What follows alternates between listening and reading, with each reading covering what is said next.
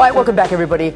Human resource management is a very strategic department that, with the responsibility of driving change projects in an organization. Some of its key areas are employee relations, recruitment, compliance, training, development, and compensation, as well as benefits. Unfortunately, sometimes this important division seems not to have the influence in steering the organization to achieving effectiveness.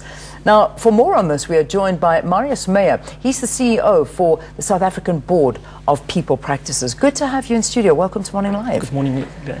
All right, so we talk about the fact that this important division, we talk about HR within a company, it's not having the influence in steering an organization in the direction that it should.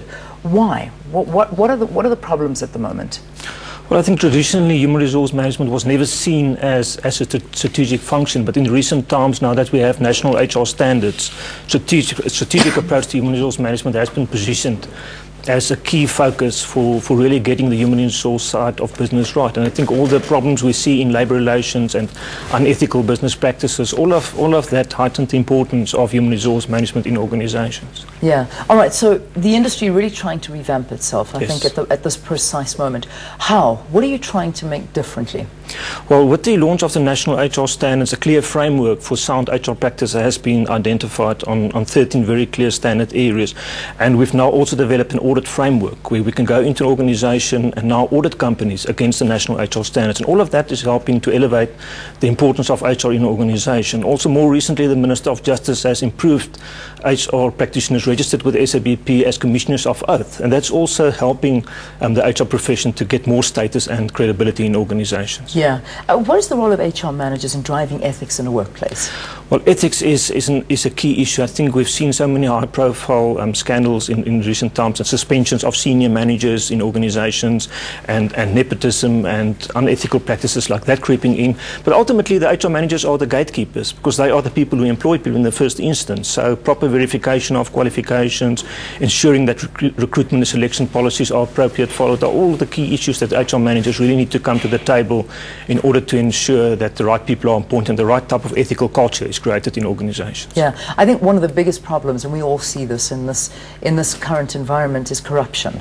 Absolutely. How does HR try and root out corruption within an organization? Do you have any ability to do that?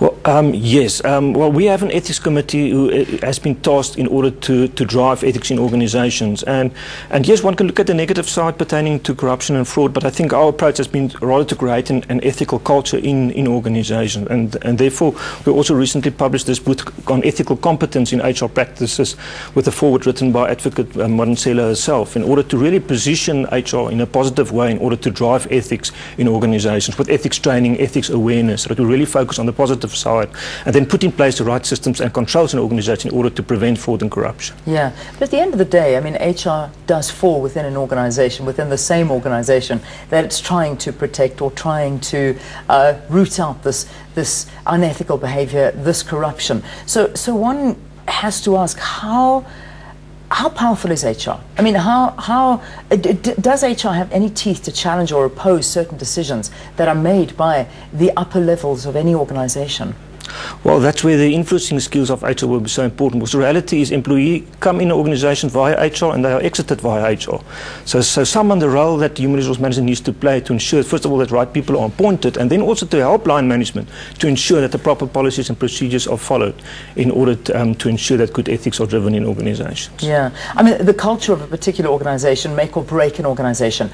How can HR managers help their companies to create this ethical culture you keep on talking about? Yes. I think continuous awareness is absolutely key with training sessions, with coaching sessions, to really ensure that the right policies, ethical codes are in place to ensure that this new culture is created where HR, working with line and CEOs and CFOs of companies, really drive the right type of behavior in organizations. Something quite interesting I see now is that HR managers are now commissioners of oath.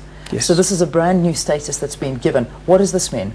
Okay, what this means is that HR managers can now also certify documents as original copies, and that's where the role of the HR manager will be absolutely key in terms of checking, first of all, CVs and then qualifications, and ensure that these documents are really true copies of the originals. Yeah. What kind of qualifications are we looking at for HR managers? Well, HR managers can start typically from a one-year certificate up through to PhDs as well, but on average, an HR manager is expected to have a 3-year qualification coming from...